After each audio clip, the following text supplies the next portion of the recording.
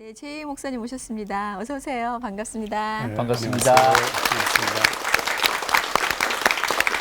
네, 활기찬 박수를 성도님들 함께 해주셨습니다. 어서 오십시오. 환영합니다. 반갑습니다. 반갑습니다. 네, 어서 오십시오. 목사님, 기독교 TV 시청자 여러분, 특별히 내가 매일 기쁘게 시청자 여러분과 먼저 인사 좀 나누시지요. 네. 안녕하세요. 반갑습니다. 오늘 이 귀한 시간에 함께 은혜를 나눌 수 있게 된 것 참 감사하고, 그동안 저에게 베푸신 하나님의 은혜가 오늘 이 프로그램을 시청하는 여러분들에게도 임하실 수 있기를 간절히 바랍니다. 네. 감사합니다. 네, 목사님 목소리가 참 좋으시네요. 참 좋습니다. 하나님이 주신 선물이시죠. 네, 그렇습니다. 그 종교개혁 교회가 아마 100년이 넘은 교회로 알고 있는데 네, 그 교회 소개도 좀 해주시고. 네, 저희 교회는 1900년 4월 15일 부활절 날 교회가 개척이 되었습니다. 저희 교회가 시작이 된 것은 우리나라의 1895년도에 남감리교회 선교사 리더라고 하는 분이 들어오면서 사실은 이제 태동이 되기 시작을 했죠. 리더가 들어오면서 여자 선교사로서 캠벨이라고 하는 분이 들어왔는데 그분을 중심해서 배화학당이 세워졌습니다. 그래서 그 배화학당에서부터 기도회가 시작이 됐고, 그 시작된 기도회가 점점 발전이 되어서 종교교회로 이렇게 시작이 된 것이 1900년 4월입니다. 네, 왜 종교교회인지 네, 사람들은 종교라고 그러면 이제 마루종자에다 가르칠 교자, 그래서 영어로는 릴리전, 그러니까 종교교회가 이상한 교회 아니냐 이제 그러는데, 실상은 가르칠 교자가 아니고 다리 교자입니다. 그래서 어떤 다리 그러는데, 사실은 이제 저희 교회가 세워질 그 당시에는 교회 앞에 이렇게 내물이 흐르고 있었어요. 네. 그걸 종침내라고 그랬고, 그 종침내에 세워진 다리가 종다리. 그래서 종다리, 그래 다리 교자죠. 그래서 종교교회가 된 겁니다. 요즘은 이제 저희가 종교교회 이렇게 할 때 사실 으뜸다리, 이건 하늘다리다. 그렇게 우리가 의미를 부여하고 세상과 하나님을 연결하는 다리의 역할을 감당하는 교회다. 그렇게 보죠. 참 이름이 너무 네, 멋있습니다. 원래는 이제 지역적인 특성으로 물론이죠. 지어진 그런 이름이군요. 네, 그렇습니다. 그 무거운 짐을 치러 그 교회에 부임하시게 된 때의 그 심정이나 그 느낌이나 결단이나 한 말씀, 부담이 소감을 간단히. 있었을 것 같아요. 예, 부담이 아주 대단하셨을 것 같아요. 그렇죠. 제가 사실은 저는 교회를 자주 옮겨 다니는 목회자를 별로 좋아하지도 않고, 또 저 자신도 그렇게 이제 목회를 해왔다고 생각을 했는데, 좀 죄송하지만 제가 요 근래 교회를 2번 옮기는 그런 일이 생겼습니다. 안산에서 교회를 개척해서 12년 동안 목회를 하다가 왕십리 교회 청빙을 받은 것이 1999년 12월이었어요. 어쨌든 그건 다음에 얘기할 기회가 있겠고, 그 왕십리 교회에서 3년 3개월을 담임하고 있는 가운데 종교교회 청빙을 받았습니다. 사실은 몇 가지 부담이 있었죠. 첫째는 한 교회에서 3년 3개월 목회를 하고 옮긴다는 것이 상당히 부담이었고, 두 번째는 종교교회가 역사적인 교회, 어쨌든 대단히 중요한 교회인데 내가 과연 그 일을 감당할 수 있을까라고 하는 그런 부담도 있었고요. 또 종교교회를 제가 사실 거의 몰랐습니다. 제가 가고자 했던 것도 아니고 어쨌든 그렇게 갑작스러운 청비를 받았기 때문에 그랬는데, 어쨌든 그런 무거운 마음이었지만 교회를 떠나고 목회를 하는 것은 전적으로 하나님이 하시는 일이다. 그렇게 생각을 했기 때문에 어쨌든 십자가를 또 한 번, 지금까지 졌지만 십자가를 지는 마음으로 오게 됐죠. 네. 그 이제 나중 얘기는 예, 들어보고 이제 좀 처음으로 좀 돌아갔으면 좋겠는데요. 이렇게 십자가를 지고 또다시 이게 이제 시작이 됩니다라고 말씀하시는 우리 목사님. 근데 워낙에는 전혀 새로운 사실 불교에 귀의하려고 하셨던 분이셨다면서요. 어떻게 된 이야기입니까? 우리 교인들은 다 알고 있는 네. 이야기입니다. 우리 중학교 3학년 때 수학여행을 통도사로 갔습니다. 음. 요즘 통도사에 같은 멀리로 갔을 텐데. 그렇죠. 예. 그 그 근처로. 어쨌든 그 예. 근처지만 통도사에 갔다가 성녀들의 생활을 보면서 예. 나도 불교에 귀의를 해야 되겠다. 어. 그 어린 시절에 예, 예. 그런 생각을 하고 있다가 고등학교 1학년 들어가면서 여름 방학을 위해서 출가를 하려고 생각을 했죠. 네, 그렇습니다. 야, 그거 쉽지 않은데. 예. 출가를 하려고 생각을 하셨는데 왜 못 하셨어요? 그건 이제 하나님이 막으신 거죠. 네, 어떻게 막으셨나요? 그때부터 이제 사실은 하나님이 기다리고 계시다가 적극적으로 제 삶에 개입을 하셨다고 저는 생각을 하는데요. 여름 방학이 되면 이제 절로 출가를 하려고 생각을 하고 있었는데 6월 달에 고등학교 1학년 짝꿍이었던 친구가 전도를 했습니다. 그것도 굉장히 강력하게, 물론 그 친구가 나중에 이제 목사가 됐는데요. 네. 그 친구를 통해서 주님이 저를 붙드신 거죠. 그래서 교회 처음 나감으로써 오늘까지 제가 주의 사람으로 살게 된 것입니다. 기가 막힌 타이밍이었습니다. 그렇습니다. 네. 7월 7월에 달에 가려고 했는데. 가려고 했는데 네, 6월에 그렇죠. 전도를 받아서 예, 맞습니다.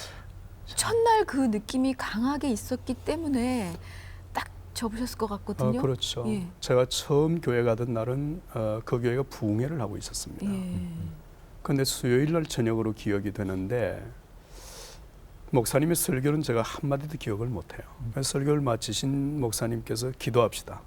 다 같이 기도하자 그러는데 제가 기도할 줄 압니까? 그러나 제가 의지를 가지고 교회 나가겠다고 나갔기 때문에 기도를 하고 싶은 마음이 있었거든요. 근데 기도를 할 줄 모르니까 저는 교회 처음 가던 날 컨닝을 했습니다. 기도를 컨닝을 했죠. 옆에 앉았던 분이 기도를 하는데 이렇게 기도를 시작을 했습니다. 살아계신 예수님, 지금 내 마음 속에 오시옵소서. 지금부터 영원토록 예수님을 모시고 살겠습니다. 그런 기도를 하시고 계속 기도를 하셨는데 그분은 완전히 정답이었네요. 네. 네. 그런데 저는 이제 그날 저녁에 컨닝을 거기까지만 했습니다. 네. 살아계신 예수님, 지금 내 마음 속에 오시옵소서. 네. 지금부터 영원토록 예수님을 모시고 살겠습니다. 그날 저녁에 사실은 저는 뭐 살아계신 예수님 누군지, 뭐 내 마음 속에 오시라고 하는 말의 의미가 뭔지, 영원토록 모시고 살겠다고 하는 말의 의미가 정확하게 뭔지 몰랐죠. 그런데 그 기도를 반복해서 드리는 동안에 제가 확신하기는 예수님이 제 마음에 오신 오셔서. 것으로 믿습니다. 그 처음에 먼저 걱정하셨던 것처럼 목사님께서도 이제 내가 그 예수님께서 그날 저한테 찾아와 주신 걸로 믿습니다 그러셨는데 이제 교회를 열심히 나가셨을 것 같은데요. 승려가 되려고 했던 거를 집안에서도 다 아셨을 텐데 괜찮았어요? 집안에서 정말 아무 얘기 없었나요? 뭐 문제가 많았죠. 근데 제가 이제 제일 처음 교회 나가면서 큰 문제, 첫 번째 문제가 발생한 것이 아버지 제사였어요. 전 제가 6살 때 아버님이 세상을 떠나셨는데요. 그래서 아버지 제사 날을 맞으면서 교회 나가면 제사를 안 지낸다고 하는 얘기를 그 친구로부터 들었습니다. 그래서 기왕이면 내가 예수 믿고 시작했는데 제사를 안 지내겠다. 그렇게 생각을 하고 결심을 했는데 그 결심을 실천을 못했어요. 왜냐하면 저보다 4살 위인 형님이 있었는데 지금은 그 형님이 장로 되신 지 벌써 오래됐습니다만은 그 형님이 무서워서 도저히 그날 제사를 안 지낸다는 말을 못했어요. 그리고 제사를 지냈는데 지내면서 시종일관 기도했죠.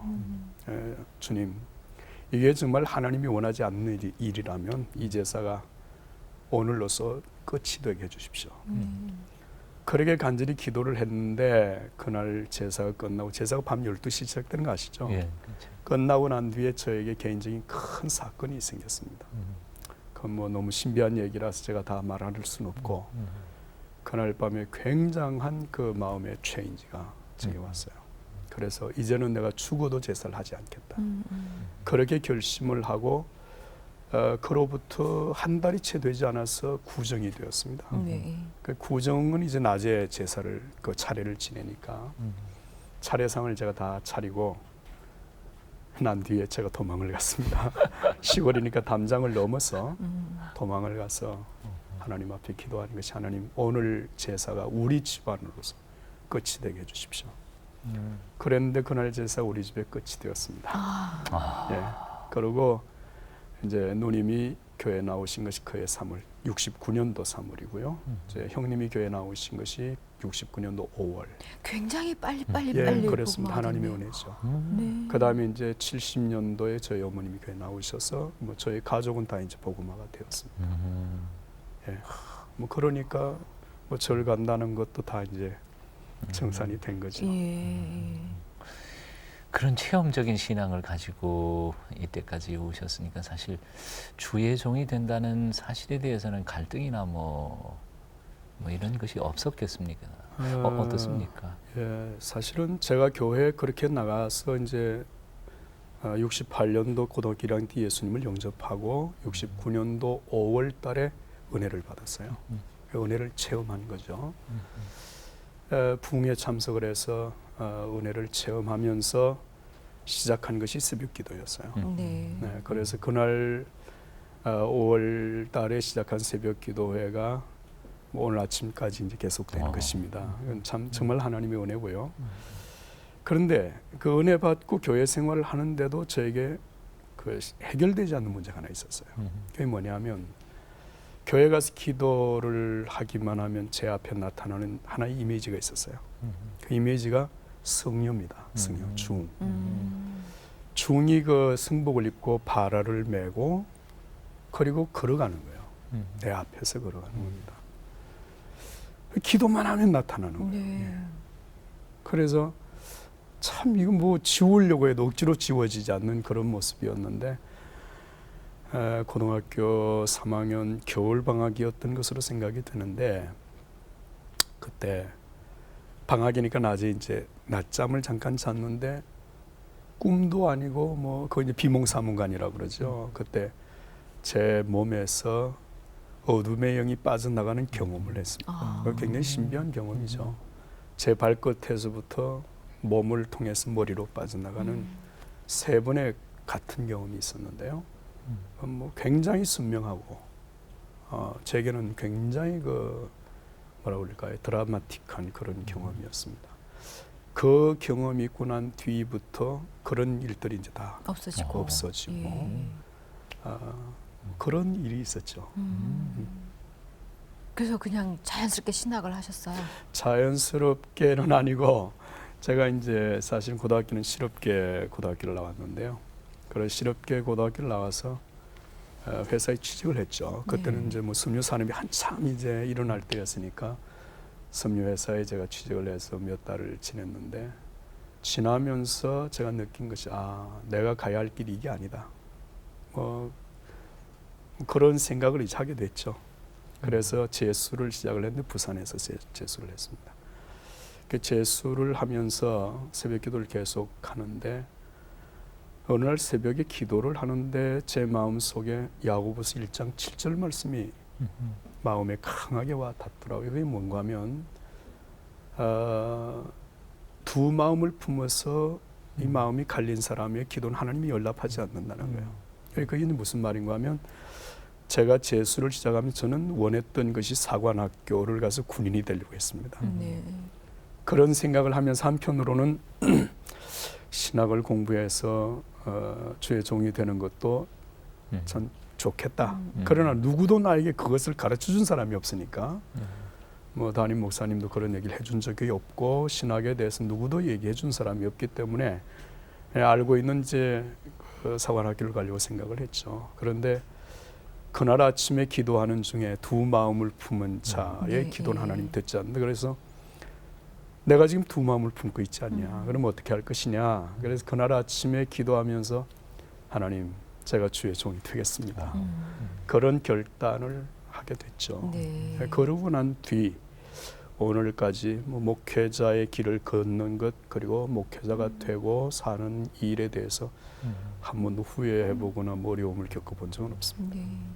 그러니까 하나님께서 목사님께는 정확하게 이거다라고 이렇게 정해주시고 이리 와라 이렇게 해주셨던 것 같아요. 예, 그런 일들은 제 신앙 경험에서 거의 계속되었습니다. 예.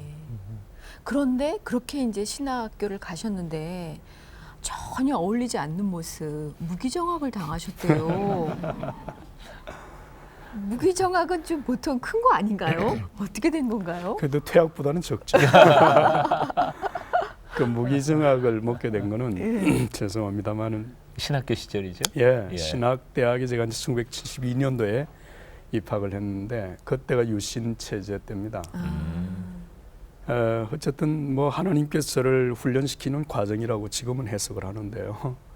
제가 데모하는 데모꾼이 되었습니다.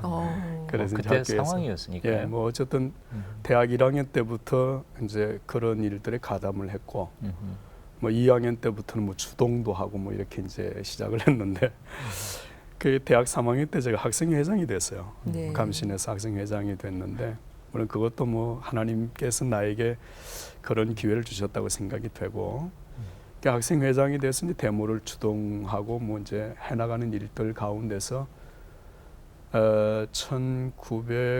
1974년도 10월 달인가요? 그때 그 존슨 대통령이 우리나라에 방한한 적이 있었습니다.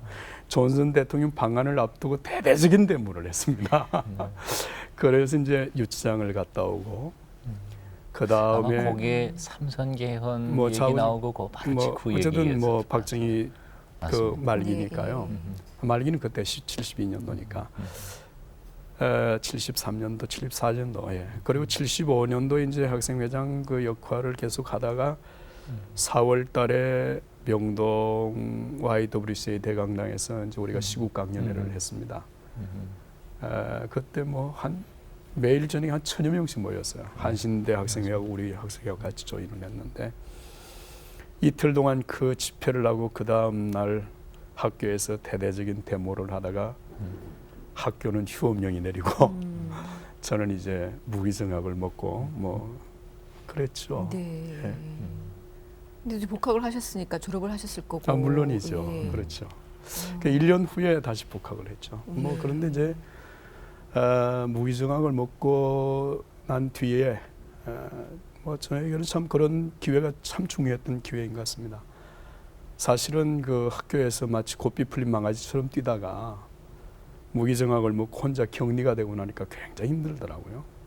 그래서 이제 산에 올라가서 한 달 동안 기도를 했었습니다. 그때 예, 기도 생활이 저에게 참 좋았고 뭐 그 이후에 이제 뭐 기도하고 신앙생활하고 뭐 하면서 다시 1년 후에 복학이 되고 복학이 되고 난 뒤에는 제가 정동교회를 다녔습니다. 네. 그래서 은중환 목사님이 저희 학교 은사였다가 이제 그때 담임 목사를 하고 계셨고 그런 일들이 있었죠. 예. 그래요. 말씀해 주셨던 것처럼 그때는 이제 학생 때는 그 하나의 모습만이 막 눈에 보이고 그거를 위해서 막 열심히 일을 하시다가 전체와 더불어서 이제 본인이 일단 결국은 본인의 그 좀 기도할 시간을 하나님께서 많이 주시느라고 네, 그렇죠. 그러셨던 것 같네요. 네.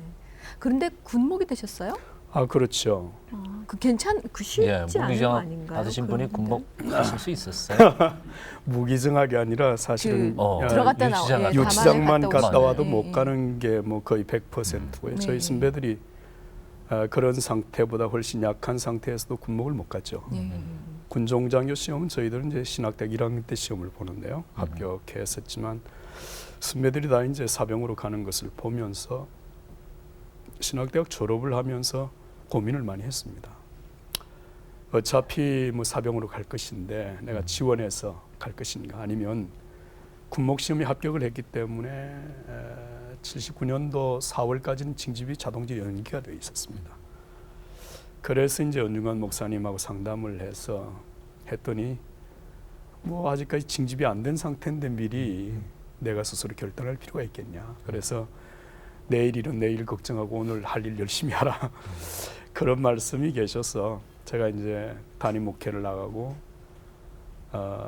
대학원에 진학을 하고 또 결혼까지 하고 그때 결혼한 부인이 지금 저기 있습니다. 당연하겠죠.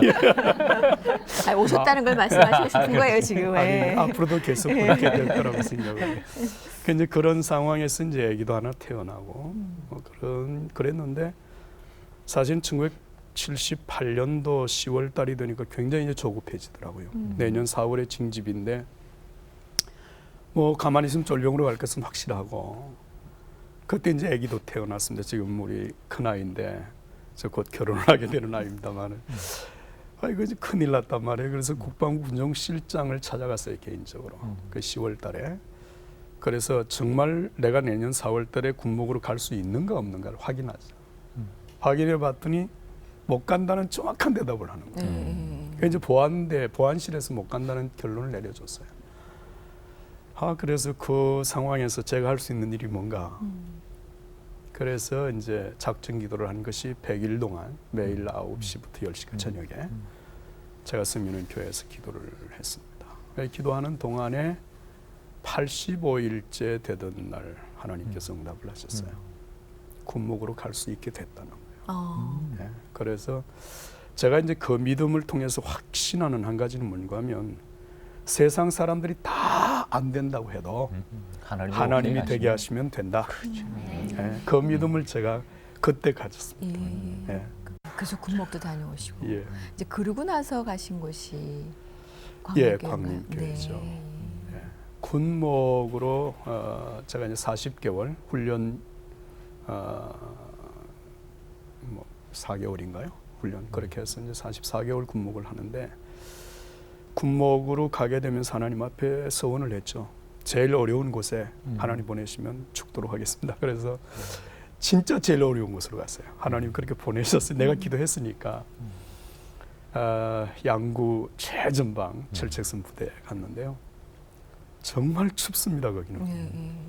뭐 겨울에는 체감 온도가 한 45도까지 뭐 내려가는 곳인데 대개 이제 전방에서 2년 근무를 하면 1년은 원주로 이렇게 후방으로 빼줍니다. 빼주는데 제가 군사령부의 군목 군종참모한테 편지를 해서 내가 여기서 전역하겠다.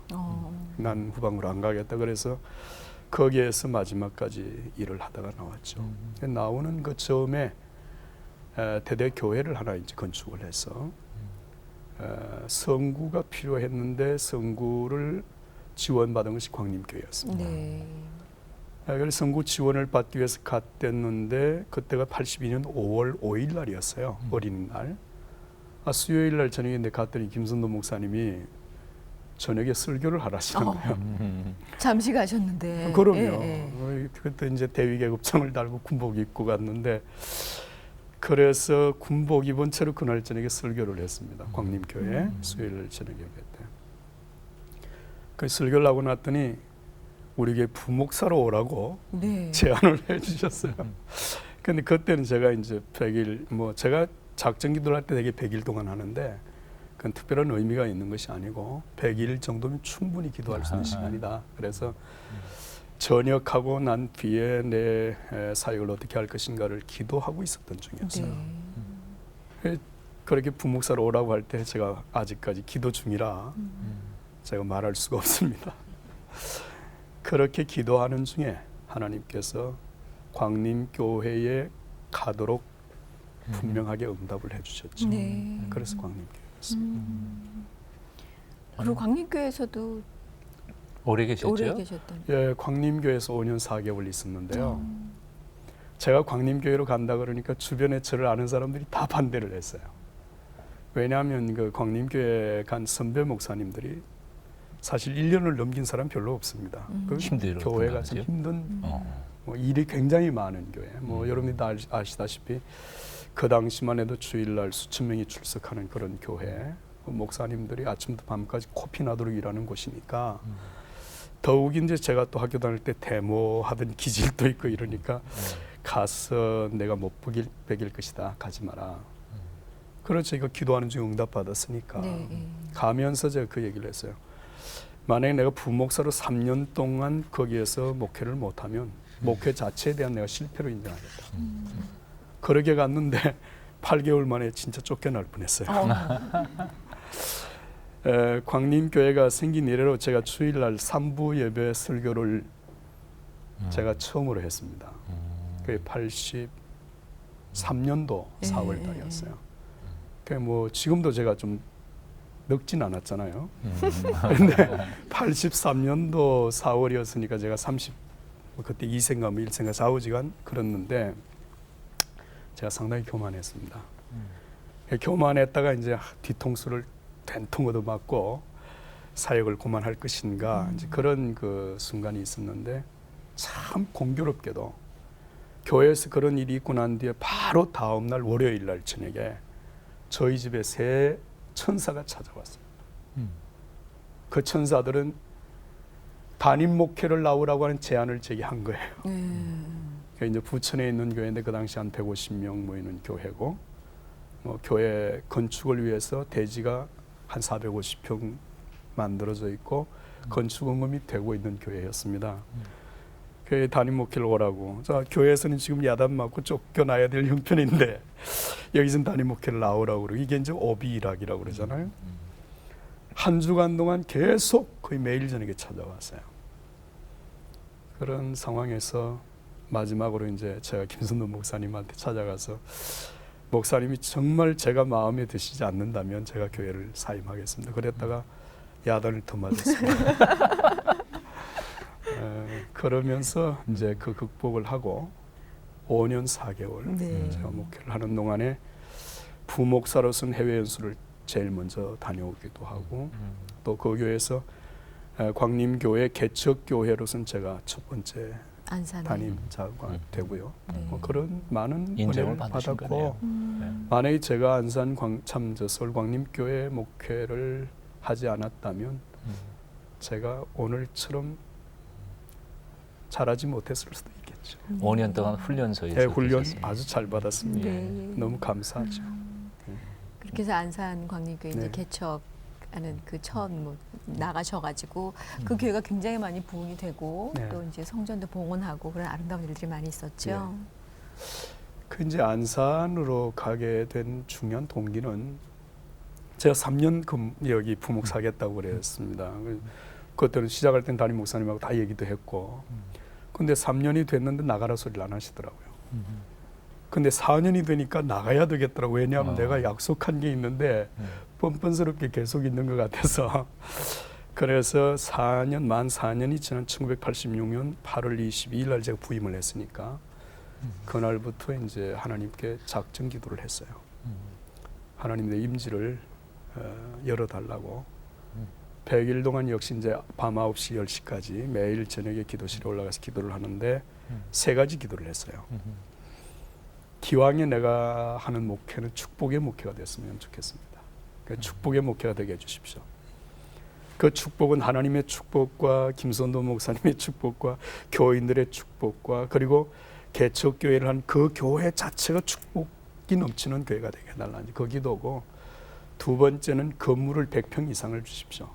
나는 그게 굉장히 큰 줄 알고 요즘 같았으면 1000평을 달라고 그러면 이렇게 할 텐데 100평 이상의 건물을 달라고 기도했고, 세 번째는 기왕이면 서울에서 하게 해주십시오. 그건 왜 그런가 하면 뭐 옛날에 다 말은 뭐 제주도로 보내고 사람은 서울로 보내라고 그랬다고, 어차피 내가 생명을 걸고 목회할 텐데 사람들이 있는 곳에서 목회를 하기를 원합니다. 그래 거기에 이제 기왕이면이라고 하는 말이 나중에 굉장히 중요한 그 이제 네 가지 단어의 그 말이 됩니다. 그렇게 기도를 100일 동안 하고 끝난 날이 11월 29일 날이었어요. 근데 그 주간 끝난 그 주간에 하나의 일이 생겼습니다. 후배가 찾아와서 자기 교회가 건축을 했는데 마지막 지붕을 올릴 돈이 없다. 그래서 저를 찾아와서 기도를 해달라. 제가 부목사는 사람이 무슨 뭐 해결할 능력이 없으니까 같이 기도하자고. 그렇게 했는데 참 감사하게도 제 아내가 그 얘기를 듣고 우리가 헌금하자고 제안을 했어요.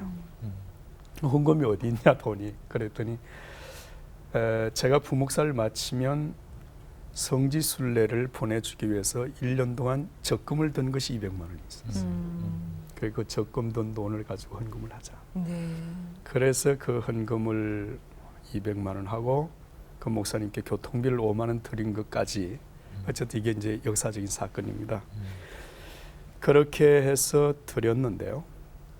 그로부터 정확하게 1년 후 1987년 11월 29일 100일 기도 끝난 1년 후에 제가 안산광림교회 담임자로 파송받았습니다. 네. 그 다음에 이제 그로부터 일주일 후에 안산광림교회가 창립 예배를 드리게 됐죠.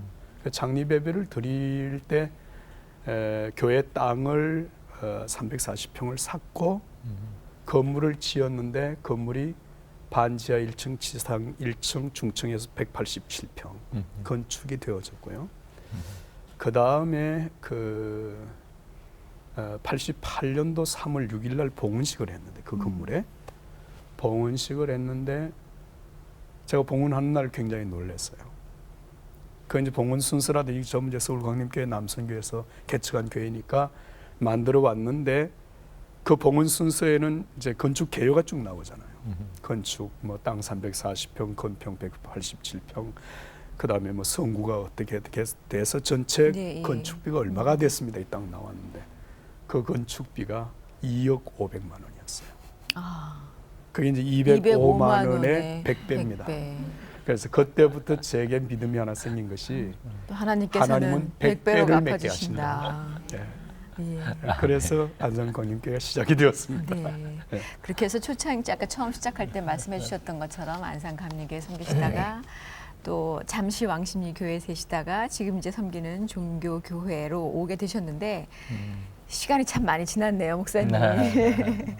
그런데 그 이제 말씀해 주신 대로 종교교회가 시내 한복판에 있잖아요. 예. 그러면은 저희 이미 다 알고 있는 것처럼 요즘에 우리나라에서 더욱 특별히 서울에서 시내 한복판에 있는 교회가 부흥하기가 참 많이 어렵고 오히려 이제 다 외곽으로 빠져나가는 그런 시점에서 굉장한 부흥을 이루고 있다고 얘기를 목사님께서 벌써 하시더라고요. 시작할 때부터. 예. 종교교회 와서도 제가 부족한 게 참 많지만 어쨌든 우리 장로님들 34분이 잘 이렇게 섬기시고 도와주시고 기도해 주시고 뭐 우리 교회는 그렇습니다. 역사가 105년이기 때문에 또 장로님들이 34분이 신무를 하시는 교회.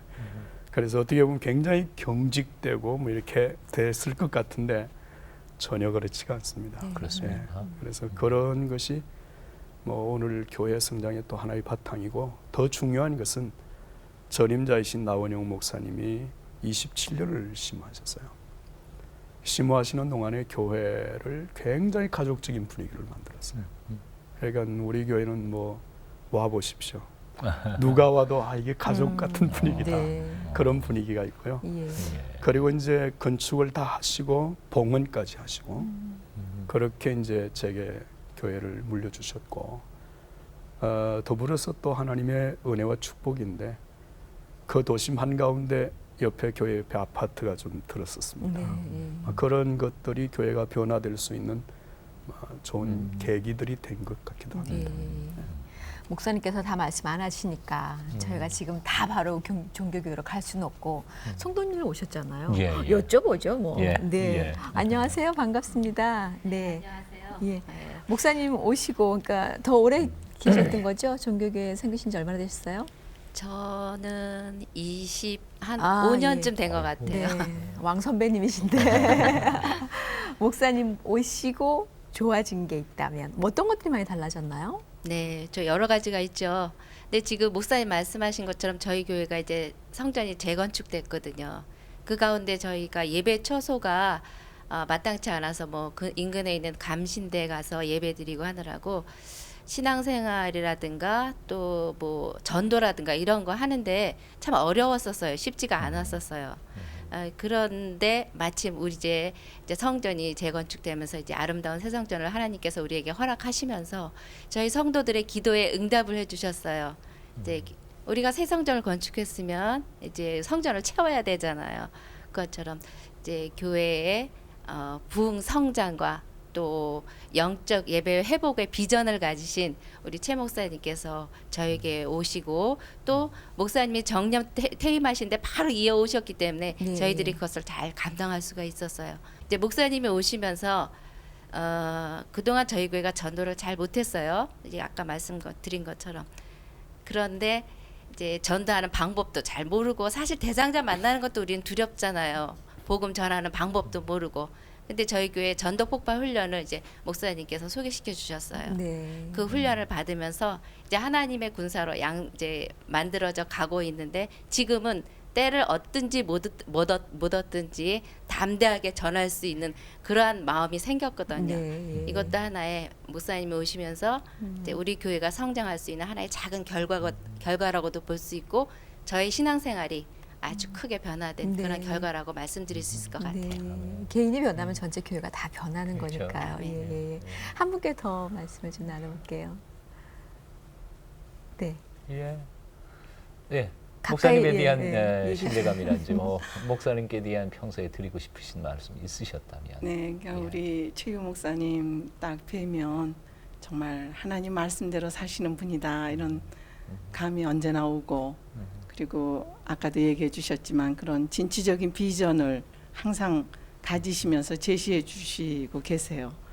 그리고 어디에서 그런 열정이 나시는지 모르지만 굉장한 구력 열정을 가지고 네. 목회를 하시면서 저희가 그 정말 목사님 뵈면 정말 기도를 많이 하시는 목사님이시다 하는 거를 저희가 느낍니다. 그러니까 아주 철저하게 하나님께 매달리시고 기도하시고 또 응답받고 그런 체험적인 신앙을 가지고 저희들에게 전해주시기 때문에 지금 저희 교회에 굉장한 그 아까 같이 뭐 전폭이라든지 중보 기도반이라든지 뭐 퀴티반이라든지 이런 그 훈련 과정 하는 데서나 새벽 기도회를 통해서 굉장한 기도를 하는 기도 운동이 많이 펼쳐지고 있고, 그다음에 또 하나는 목사님 말씀 가운데 언제나 그 성령에 대한 얘기 참 많이 해주셔서 그 성령의 임재, 뭐 성령의 충만함, 그런 성령의 역사 이런 것을 얘기를 굉장히 많이 해주시고 네. 그 영영 목회를 하셔요. 그래서 성도들이 그 성령에 대한 은사 체험 같은 거 이런 게 굉장히 많이 정말 초대교회의 성령 운동 같은 것이 여기저기서 일어나고 있다고 저희가 그렇게 자부하고 느끼고 있습니다. 네, 성도들이 말씀해 주신 것처럼 그런 일들이 있었기 때문에 사실 하나님께서 부흥해 주시지만 또 준비되지 않은 자가 부흥하는 맞습니다. 곳에 있을 수는 없잖아요. 그렇습니다. 또 끊임없이 같이 이렇게 걸음을 우리가 맞춰갈 수 있도록 이렇게 준비를 주임 목사님께서 계속 시켜주셨군요. 예. 행복하실 것 같아요, 목사님. 성도들이 말씀 다 해주시는데요. 예, 제가 굉장히 행복한 목사입니다. 수줍어도 하세요. 예. 100년 이상 된 전통적인 교회에서 어떻게 새바람을 일으킬 수 있는가. 맨 처음에 아주 궁금했는데 지금 말씀을 듣다 네, 보니까 예, 이해가 성령의 이제, 역사하심과 체험적 신앙과 열정이 어우러져서 바람이 일어나고 있는 것 같습니다. 네, 예. 목사님 어떠세요? 이제 종교교회와 더불어서 이제 계속 목회를 해 나가실 텐데, 목사님 개인적인 뭐 비전 기도 제목이라든지 아니면 교회와 더불어서 나눌 네. 그런 기도 제목 있으면 알려주시죠. 제가 2003년도 2월 3월 23일 날 부임을 했는데요. 부임하기 전 한 주간 동안 기회가 있었습니다. 그 저쪽에서 사임을 하고 이쪽 부임하는 동안에 그 기간 동안 이제 집중적으로 기도하면서 종교교회 사역을 어떻게 할 것인가. 그 기도 중에 하나님께서 주신 응답으로서 4가지 비전이 보였습니다. 그래서 그 비전을 제가 취임식 하던 날 일단 선포를 했습니다. 뭐 비전은 교인들과 함께 만들어야 된다고도 하지만 비전 하나님 우리에게 보여주시는 것이니까 그 비전 가운데 하나가 우리 교회 이름 그대로 다리가 되는 교회. 네. 예, 그래서 하나님과 세상과 그다음에 뭐 어쨌든 넌 크리스찬과 하나님과 연결시키는 다리, 혹은 더 나아가서는 남과 북의 어떤 그런 교량적인 역할까지 우리가 앞으로 감당해야 될 그런 그 다리의 역할을 감당하는 교회가 되자. 그래서 뭐 그런 일들로 이제 몇 가지 일들을 지금 계획하고 진행하고 있기도 하고요. 2번째 비전은 중심이 되는 교회. 우리 교회가 광화문에 있잖아요. 한국의 중심이다. 그래서 중심의 비전이라고 그러는데 앞으로 정말 그 신학생뿐만 아니라 신앙인들 가운데 좋은 인재들을 우리 교회가 양성을 해서 한국 사회의 중심적인 그런 사명, 책임 그걸 감당했으면 좋겠다. 그렇게 기도하고 있고요.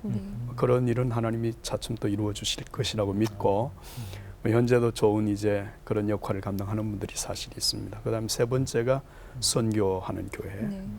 윤치호 선생이 $200를 사실 캔들러 총장에게 주면서 한국의 선교사를 요청한 것인데 우리가 적극적으로 앞으로 선교사를 파송하는 문제, 그 다음에 교회를 건축하는 문제, 그 다음에 일꾼들을 양성하는 문제, 이런 일들이 앞으로 이루어질 것이라고 생각합니다. 지난주에 우리가 중국에 5일 동안 32명의 단기 선교팀이 다녀왔는데 상당히 좋은 비전을 보고 왔어요. 그래서 앞으로는 나라마다 선교지, 그 센터들을 우리가 설립하는 문제라든지 이런 것들을 지금 기도하고 있고요. 그 다음에 네 번째 비전이 성장하는 교회입니다. 사실은 한국에 성장하는 교회가 많습니다만 지금 상당히 정체 상태로 가고 있는 이 상황에서 도심 한가운데 있는 종교교회가 성장을 한다 그러면 한국 교회의 영향을 줄 것 같다고 하는 저는 믿음을 갖고 있습니다. 그래서 우리가 2010년까지 1차적으로 3,000 비전, 성장의 비전을 갖고 있습니다. 3,000이라고 하는 것은 3,000명의 장년 성도들이 하나님 앞에 예배하고 1,000명의 교회 학교 학생들이 하나님 앞에 예배하는 그런 교회가 되게 해주십시오.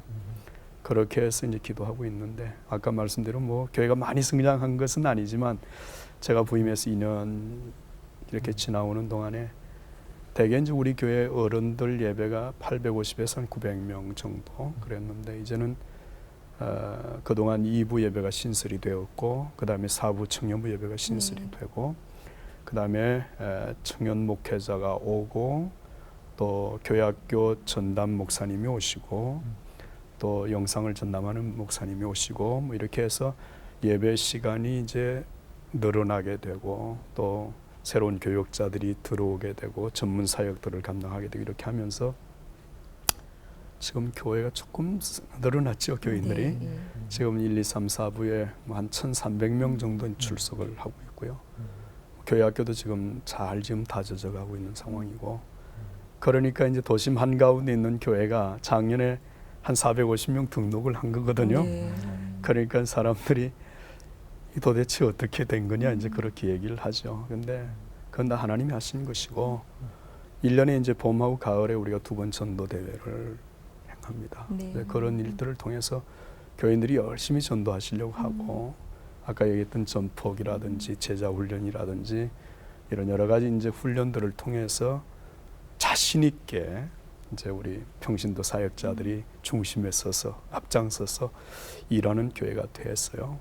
너무 감사하고 더 이제 한 가지 제가 욕심이 아니라 이제 하나님이 주신 마음이라고 생각하는데 그것은 한국 교회가 해야 될 감당해야 될 사명들이 참 많은데 그런 일들도 우리가 같이 협력해서 한국 교회의 그런 사명과 비전을 같이 이루어 나갈 수 있는 교회가 되기를 저 자신 기도하고 있습니다. 네, 다리가 되는 교회, 중심이 되는 교회, 그 선교하는 교회, 성장하는 교회. 어찌 보면은 이미 교회가 성장하기 시작했다는 건 주님께서 다른 모든 것들을 열심히 하기 때문에 보여주는 열매의 시작이 아닐까 싶습니다.